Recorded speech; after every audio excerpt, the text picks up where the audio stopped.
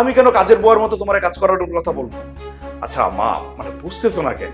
তোমারও তো বোঝা উচিত যে তোমার বৌমা এখন অসুস্থ, ওর বাচ্চা হবে।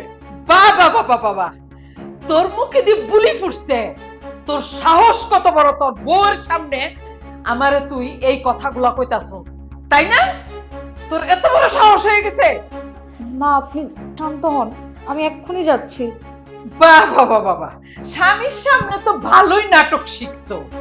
সব আমি জানি, এই নাটক করতাছো।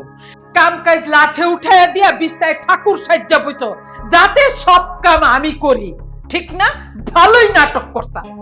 শোনো, তোমার এই ধারাপাত আমি 30 বছর আগেই কইরে ফেলাইছি। আচ্ছা মা, তুমি সব সময় তানিয়ার দোষ ধরো কেন বলো তো? আমি তো দেখি ও তুমি যা বলো চুপচাপ তাই করার চেষ্টা করে, তারপরও তুমি ওর দোষ ধরার চেষ্টা করো। দেখো এগুলো কিন্তু ঠিক না।